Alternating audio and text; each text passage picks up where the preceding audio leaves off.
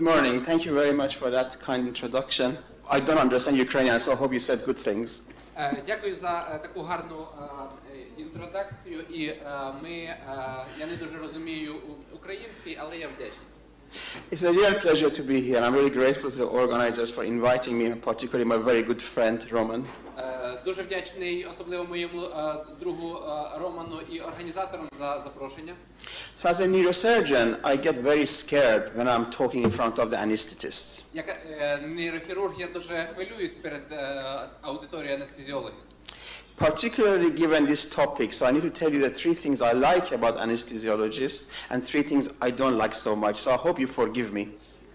І ми запросили Ашкана розповісти по три найбільші такі речі, які йому подобаються в роботі з анестезіологів, і про три речі, які він хоче покращити в роботі з анестезіологами. І відпросить вибачення, якщо буде сприйнято. So I'd like to open up with this slide. The picture of the person you see there is one of our senior neurosurgeons in my department, and he always says your anesthetist is like your wife. You need to understand each other for the rest of your life. Це один із найвідоміших старих корифеїв нейрохірургії, і він про анестезіологів казав, що це як з вашою дружиною. Якщо ви знайдете розуміння один одного, вона зробить щасливими вас на все життя. So with that in mind, I'm going to start off with the three things that I do like, and I think it works well. І ми почнемо з тих трьох речей, які мені подобаються і які вже йдуть нормально. So I think the first thing which is very important, and I think we do very well as surgeons and anesthetists, is our team working and communication. І перше, що ми добре вже працюємо з анестезіологом, це командна робота і комунікація. We live in an age of communication. We are all communicating, social networks, this, that. So it's very important to have very good communication in the team. Ми живемо в час комунікації, особливо це стало з такими соціальними сітками, і це нас теж змушує працювати як команда. So in particular neurosurgery, I think it's even more important than the usual. And let me tell you why I think in particular in neurosurgery, the teamwork between the surgeon and the neuroanesthetist is paramount. І в нейрохірургії ця комунікація ще більш вагоміша, чим зазвичай, і я підкреслю саме ті речі, які роблять саме комунікацію основним в ефективності. I think the theme that I'm going to emphasize is that neurosurgery, as you all know, is very high-risk surgery. So we have to be very careful and communicate well at every stage. І як відомо, нейрохірургія – одна з найбільш ризикованих галузів медицини, тому ми маємо знаходити цю спільну мову і комунікацію якомога раніше. So we start with patient selection even before surgery. Ми дивимося за пацієнтами значно раніше, і анестезіолог дивиться значно раніше перед операціями. So pre-assessment clinic is something that nowadays in the UK is part and parcel of everyday surgery. Тобто передопераційна оцінка пацієнтів – це робота анестезіолога щодня, і вони дивляться не за день, а чуть раніше. So nowadays we have got specific clinics before surgery, so a few days before surgery, patients come to the clinic, they see the surgeon, discuss surgery, have the consent form signed, but they also see the anesthetist in the same clinic. І є спеціальна клініка, яка перебуває за межами основного нейрохірургічного госпіталя, і за декілька днів до операції приходить туди пацієнт, і він зустрічається як з нейрохірургом, так і з анестезіологом. And that allows us to achieve a number of things. І це дозволило досягнути там ряду успішних речей. So for example, firstly, the anesthetist has time to discuss comorbidities, any problems with the patient, so all those things can be addressed and sorted before the patient is admitted. І така завчасна комунікація дозволяє анестезіологу завчасно виявляти ці супутні захворювання і мати якийсь певний час на вирішення їх рішення або принаймні пошук цих шляхів вирішення. So that means that when the patient is admitted, the risk of them being cancelled and therefore the theater schedule being wasted is minimized. Саме це дозволяє пацієнту бути підготовленішим, і коли він поступає вже на день операції, то це суттєво зменшує ризик відміни цих операцій, і насправді ми відміняємо дуже мало операцій, менше ніж це було раніше. And that also allows us to keep the length of stay of the patient in the hospital very much less than usual, because we can plan discharge of the patient even before they're admitted, because we assess them even before they come in for surgery. І ще важливіше, що ми суттєво скоротили час, який перебуває пацієнт у госпіталі, тому що залежно від його коморбідного стану захворювань, ми плануємо вже перед операцією час, коли він буде виписаний з клініки після операції. So typically for a spine surgery, our length of stay is 2 days. For a brain tumor surgery is 3 days. Ну, наприклад, при операціях на хребті і спинному мозку пацієнти виписуються на другий день, а при операціях з великими пухлинами мозку вони виписуються на третій день після операції. The other thing we can decide once the patient and the surgeon and the anesthetist sees the patient before surgery, you can judge if the patient, for example, needs intensive care bed or a high dependency care after surgery. So you can book those in advance, so everything is already booked before the operation. І саме цікаве, саме операція, коли анестезіолог з хірургом бачить пацієнта зарані, вони завчасно планують, чи після операції цей пацієнт потребує реанімації, інтенсивної терапії, проміжного відділення, а переважна більшість пацієнтів ніяким чином після складнющих операцій навіть не поступає і не думає поступати в інтенсив. Це все планується і вирішується завчасно. So let's move on now from before surgery to during surgery, and some examples of when communication works well during the operation between the surgeon and the neuroanesthetist. Переходимо від передопераційного до інтраопераційного забезпечення, і яка ж там потрібна комунікація для ефективної роботи? So one scenario is during awake surgery or when you're doing intraoperative mapping. І один із сценарій – це операції на мозку, коли пацієнт перебуває у свідомості, і вони роблять картування мозку, саме завдяки свідомості пацієнта. So you probably know awake surgery used to be done a lot before, many decades ago, and then we went to general anesthetic surgery, and now we're going back more to awake surgery, and I'll talk a lot more about that in my future slides. І, як ми з вами знаємо, нейрооперації перед місцевою анестезією були нормальною річчю до здобутків загальної анестезіології, часто проводились, потім вони були абсолютно забуті і відкинуті, і зараз ми до них повертаємося як найбільш висока, так сказати, майстерність в нейрохірургії, ми побачимо на слайдах. We often interact with our anesthetist because of intracranial pressure. ICP can change very quickly during the operation, and we may need to act on measures to try to reduce this during the surgery. Саме головне в ефективності найскладніших операцій те, що внутрічерепний тиск може дуже швидко раптово підніматися, і ми мусимо якось разом шукати шляхи для швидкого його відновлення до норми. So for example, I may ask my anesthetist to suddenly elevate the head of the bed or hyperventilate patient, or even give diuretics like mannitol or double-strength saline to try to reduce the pressure. Тобто, що ми можемо разом з моїм анестезіологом вирішити, що прямо під час операції може треба буде підняти головний кінець, можна розпочати гіпервентиляцію, можна ввести осмотичні речовини, гіпертонію, манітол і так далі. During the spine surgery, we often have interactions with the anesthetist because I want sometimes more muscle relaxant to try to retract the big paraspinal muscles to be able to get laterally enough to do the operation. So that's again another important area of communication. І під час спинальної хірургії іноді мені треба більше м'язових релаксантів, зазвичай не глибокий рівень релаксації, тому що якщо великі м'язи і треба зробити доступ, то я кажу про це терміново анестезіологу. And of course, neurosurgery can have unexpected events because things can change very fast. So it's important to talk to your anesthetist. If, for example, suddenly there's massive hemorrhage from the sinus, you need to tell the anesthetist so they compensate while you're trying to control and achieve hemostasis. Ну, є багато таких випадків, які не можна попередбачити, і відповідно, наприклад, якщо я ввалююсь як нейрохірург в синус, я відразу кажу анестезіологу, щоб він був готовий до масивної трансфузії. We also have to talk and communicate for matters after the surgery, so post-operative scenarios. Ми обговорюємо конкретно, які будуть післяопераційне ведення хворого, за яким сценарієм він піде.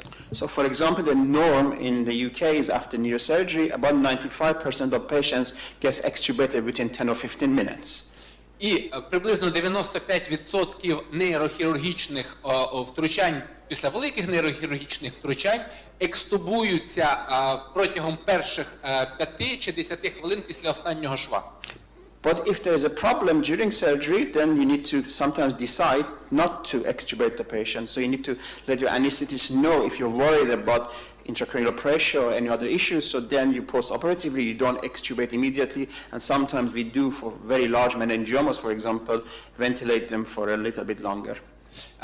І питання про те, щоб пацієнта не екстубувати, вирішується лише в окремих випадках, коли щось трапляється, якісь інтраопераційне таке ускладнення, або якщо величезна менінгіома, були важко її видалити, то тоді пацієнти лише тоді можуть бути повентильовані довше. And of course, you communicate and decide amongst yourselves about analgesics, antibiotics, anti-seizure medications. Ну, звісно ж, ми дискутуємо знеболення, антибіотики і антиконвульсанти в спеціальних пацієнтів. For example, my practice is not to give prophylactic anti-epileptics, but occasionally if I'm doing bifrontal retraction for an olfactory groove meningioma, then I tell my anesthetist, can we write a week of prophylactic, Keppra or some sort of anti-seizure medication to reduce the chance of seizures. Зазвичай я особисто не призначаю антиепілептики, але якщо я працюю в певних ділянках там рухової кори і в певних ділянках великі там, наприклад, менінгіоми, то я в конкретному випадку кажу, що давайте цьому зараз розпочнемо профілактику судом. So let's talk about avector anatomies because they are quite interesting. So we do these mainly when we are operating near eloquent critical parts of the brain.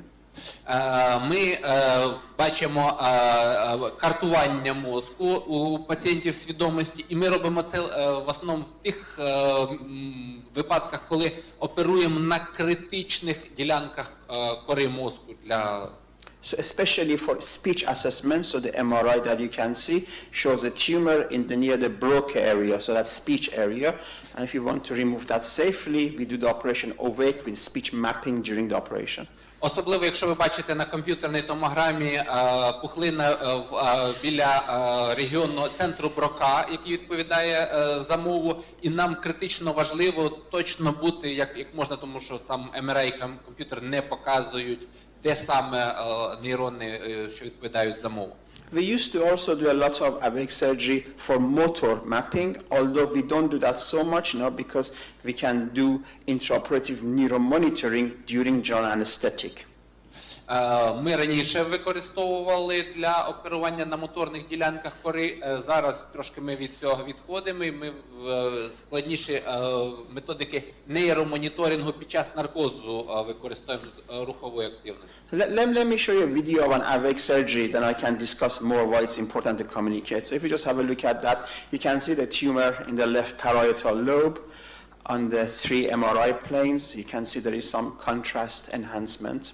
Зараз подивимося відео, на якому ось видно, як в темпоральній ділянці пухлина, і пацієнт пробуджений під час операції в свідомості. So you see the setup I'm having. I have a clear transparent drape.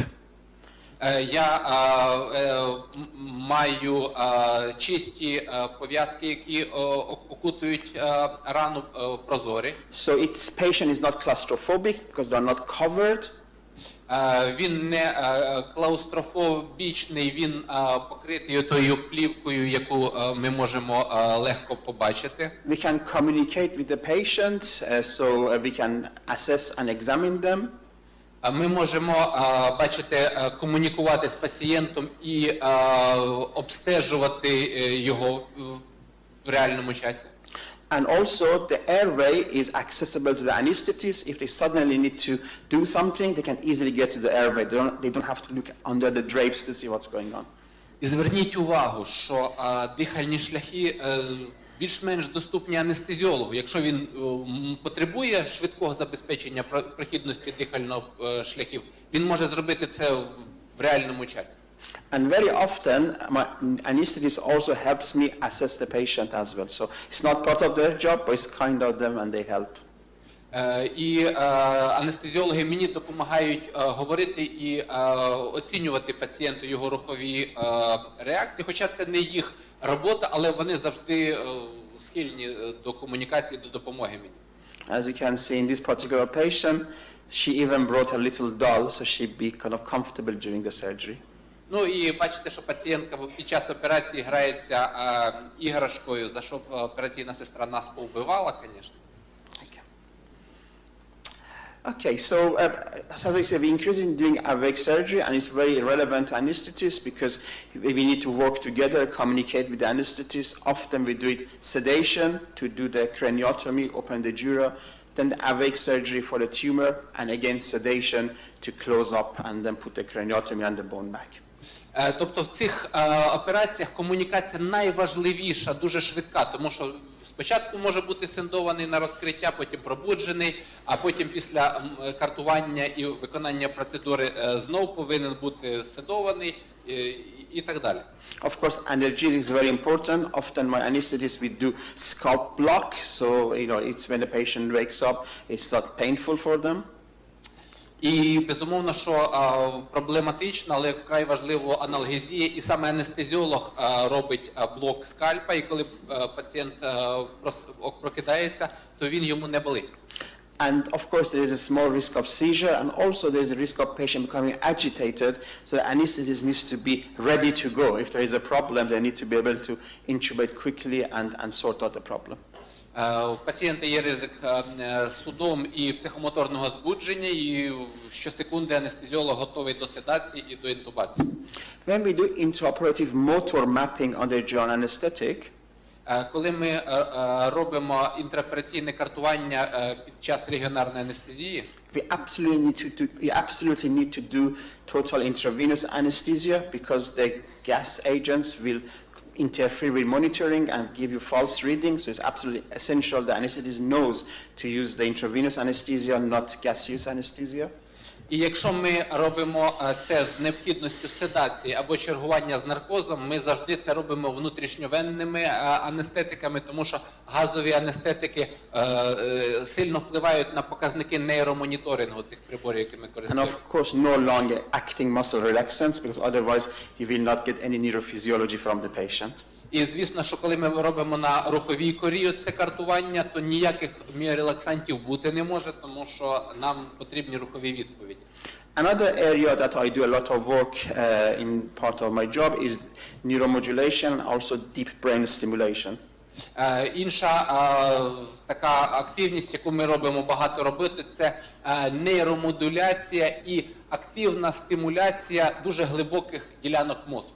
And we wrote this paper with two of my anesthetists, so Gary De Silva and Wissam Ali are anesthetists, and myself, we wrote this paper about things that anesthetists need to know when we're doing deep brain stimulation. І я з своїми двома анестезіологами публікували статтю, що повинен знати анестезіолог при таких операціях. Very often the patients we do deep brain stimulation, we do it for Parkinson disease or tremor, so they are very elderly, frail patients. Це дуже літні пацієнти з паркінсоніки із певними пухлинами. They often have comorbidities, maybe on lots of drugs like dopamine that may drop the blood pressure or cause other problems. Вони вживають багато медикаментів, щоб знижувати чи підвищувати свій тиск і інших. During the surgery, we have to transfer the patient to MRI for planning, operating room, CT for electrode certification, back to operating room. So lots of transfer of patients, and this is very important to make sure it's safe during the transfer between different areas. Прямо під час операції ми завозимо хворого в МРТ для того, щоб побачити мозок, і в комп'ютерний томограф для того, щоб побачити електроди. І ми цього пацієнта катаємо в інтраопераційному періоді. And again, we do this awake surgery, and of course there is more risk of agitation. So again, the anesthetist needs to be able to control the situation if the patient suddenly becomes agitated. Нагадую, що ці пацієнти всі пробуджені, і анестезіолог мусить бути готовий до раптового психомоторного збудження і знати, як його коректно контролювати. Okay, it's not working. This is a video of a deep brain stimulation procedure for a patient who has tremor. Tremor. Ага. І пацієнт з тремором, і саме по поводу тремору йому роблять оцю стимуляцію глибинних ділянок мозку. So we have electrode inside the patient's brain, and we introduce electricity, and immediately the tremor stops. It's instantaneous. І саме після того, як ми ввели туди електроди, стимулювали мозок, і як ви бачите, тремор в нього припинився. Again, we assess and evaluate the patient. You will see the setup, airway is again accessible to the anesthetist. If during the surgery, if there is a hemorrhage or some problem, and they need to intubate quickly. Ну і бачите, як змінюється стан пацієнта, як він відповідає, і знов таки для анестезіолога треба бути готовим седувати і інтубувати його в будь-який момент по тому ж самому збудженню. So even though it looks very nice and calm, remember we got electrode deep inside the patient's brain, and very quickly things can change.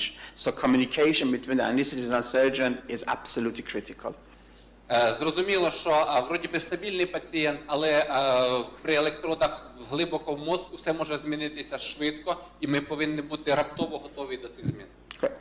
So that's one thing I like, and I think it works well, communication and teamwork. The next thing, which I think is very critical, це було одне, що дуже мені подобається, але наступне, це критичне є. that works very well, is that I think anesthetists are the best neuromonitors.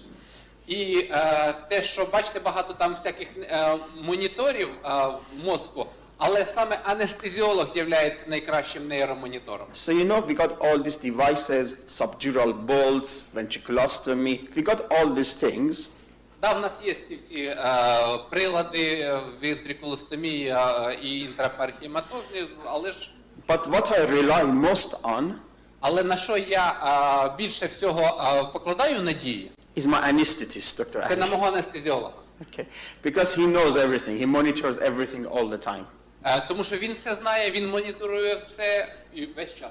So for example, sometimes when we are doing a big craniotomy flap, І коли ми відкриваємо великий краніотомічну, цю знімаємо, як цей флеп називається, лоскут, he can pick up this bradycardia because I'm causing too much pressure around the periorbital areas. І якщо ця шкіра знімається аж з лобу, туди тягнеться, і я занадто сильно надавив на очі, то він мені каже про брадікардію, яку я викликав. So I know that I need to stop, otherwise I'm going to cause cardiac arrest.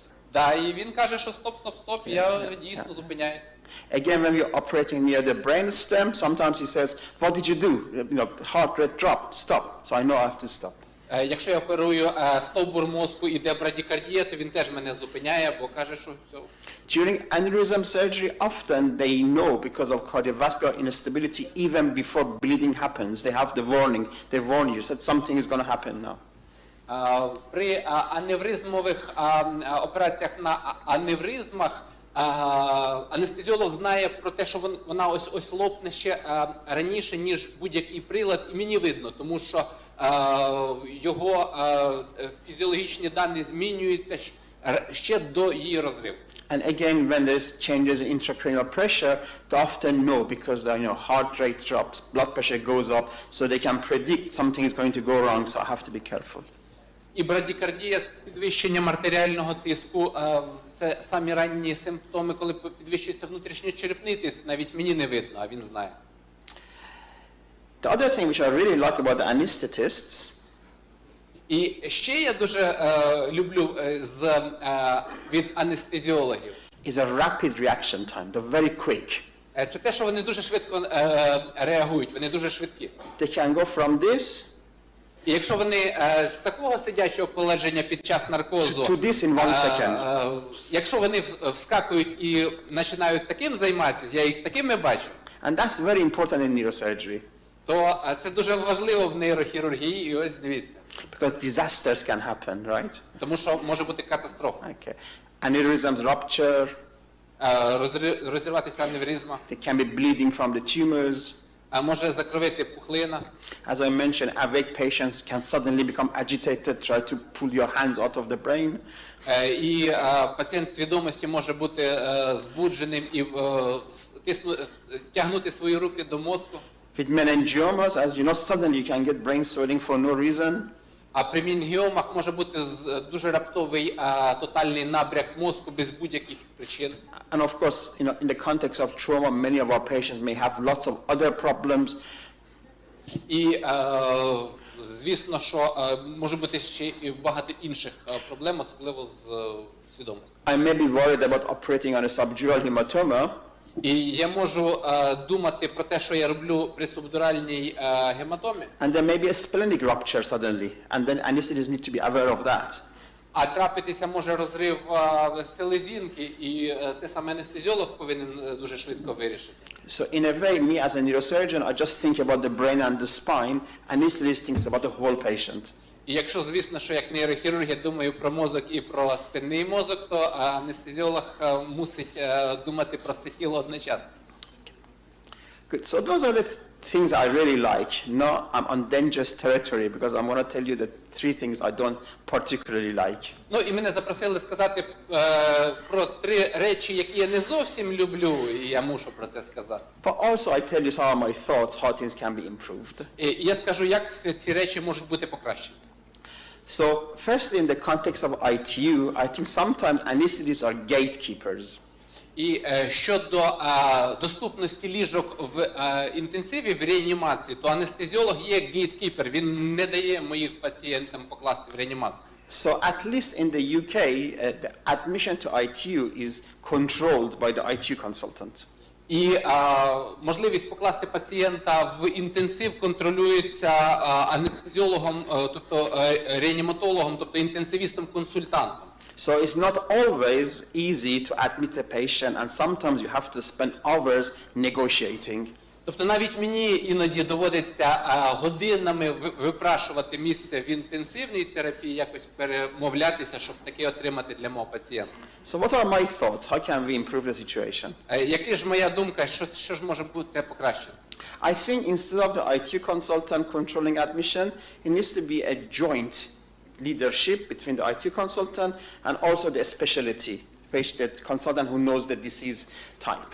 Ну і на його думку, не лише анестезіолог-консультант має це вирішувати питання, а це повинно бути якесь колективне, колегіальне рішення між суміжними спеціалістами. I think it's good to have a clear admission pathway. Everything is written out beforehand. So when you are having a problem 4 o'clock in the morning, you don't have to spend hours negotiating. Everything is already decided. Тобто повинні бути розписані чіткі критерії, які ж пацієнти потребують інтенсивної терапії, а не такий індивідуальний підхід, коли ми це все в ручному режимі. That way you don't have to have tactics. You can just look after the patient. Тобто ми формуємо тактику ведення пацієнтів. Okay. Time management is another problem, as you all know. Менеджмент часу – це величезна проблема, про яку ви знаєте і ми знаємо. I think surgeons have got different clock in their body than anybody else. Я знаю, що хірурги мають інший годинник в своєму мозку, чим хто-небудь інший на цій планеті. So surgeons always say 5 more minutes, but you know 5 minutes doesn't mean 5 minutes, right? Якщо ми хірурги кажемо 5 хвилин, то ви точно знаєте, що наші 5 хвилин – це не астрономічні 5 хвилин. we always pack our operating list. We put lots and lots of patients on the list, right? Ми, хірурги, перенасичуємо операційний лист, і ми мусимо і хочемо втиснути якомога більше пацієнтів на сьогоднішній день. And we're very clever. We always put short cases at the beginning and put one very big case at the end of the list, right? І ми дуже-дуже хитрі. Ми спочатку запаковуємо день короткими операціями, а найдовше відкладаємо на потом. So I know what we're doing wrong, but there are some reasons. Я знаю, що ми робимо щось не так з боку анестезіологів, але в мене є на то певні причини. We just got too many patients and too little theater time. Ми завжди маємо занадто багато пацієнтів і занадто короткий робочий день в операційній. And of course, patients are under our care and we feel responsible. І, звісно ж, пацієнти, ми за них відповідаємо. And especially if the operation gets cancelled, then we have to go and talk to the patient and relative to explain, and that's not easy. Саме для нас важко пацієнтам, родичам розказати, чому ми відмінили цю операцію. So what are my thoughts, how we can improve things? Як же ми можемо це покращити?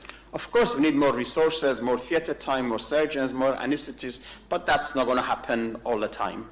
Звісно, що можна теоретично зробити більше операційних, більше нейрохірургів, більше анестезіологів, але це зробити важко фінансово. So we have to communicate with each other, and if there is a patient that needs surgery and we are worried that's going to take too long, if you talk to your anesthetist and we all talk amongst each other, we can plan that, so at least it doesn't look like a surprise at the end of the day. І те, що ми дуже тісно спілкуємося з анестезіологом і ефективно, це нам допомагає. Maybe we should have joint responsibility, so if the operation is cancelled, the surgeon and the anesthetist both go and talk to the patient and relative, not just the surgeon. І якщо операція відміняється, то анестезіолог разом з хірургом йдуть до родичів і вдвох спілкуються, а не лише нейрохірург. And please be kind to your surgeons, because every now and then we're going to overrun, and don't fight with us, just let us every now and then cut us some slack, as we say in English.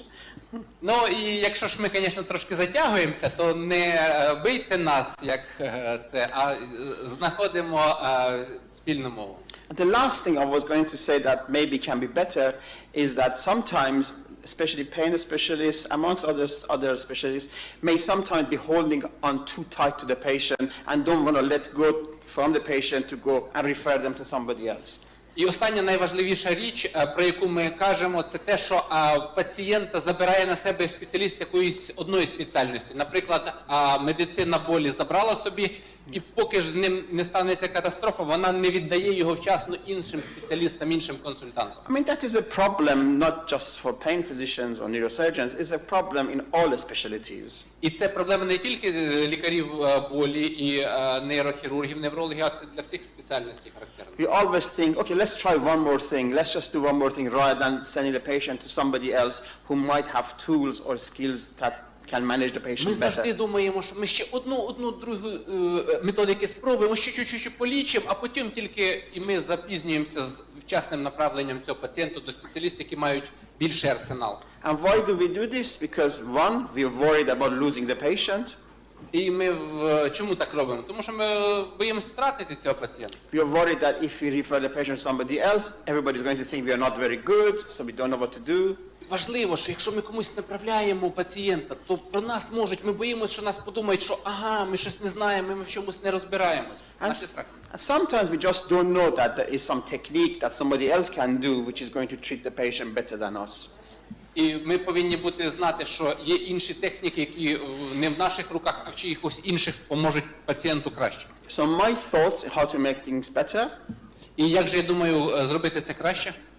We must think about multidisciplinary team. We're not just one person, we should work in teams. Ми повинні думати про мультидисциплінарні команди радше, ніж один спеціаліст за пацієнта. Because nobody knows everything. Тому що ніхто не знає все. We need complementary skills. Ми повинні доповнювати своїми досвідом один одного. So for example, for pain management, the team can include pain physician, neurosurgeon, neuromodulator, psychologist, specialist nurse. Everybody brings their own skills. Наприклад, для лікування болю потрібен і нейрохірург, і анестезіолог, і анестезіолог, який в медицині болю, і нейростимулятор, і нейрореабілітолог. і спеціальні медсестри, і повинна бути команда. And that's where we can produce the best care for our patients. І саме це саме найкращу допомогу дає пацієнт. So just to conclude, I think anesthetists and surgeons are partners in life. Я мушу заключити, що анестезіолог з нейрохірургом є і повинні бути партнером на все життя. They have many skills that are complementary and work well together. І багато умінь доповнюють один одного і повинні працювати разом. And communication and understanding are the keys towards a good marriage, always, right? І комунікація і розуміння – це ключові інструменти, які допоможуть працювати краще. So I just want to thank you and show you some pictures of my hospital. King's College Hospital is a very big institution, covers about 7 or 8 different campuses, and that's just different parts of the same organization. І я хочу поділитися King's College госпіталем, королівським госпіталем, який 7 різних частин, один із найбільших в Лондоні. Thank you very much. Дякую за увагу.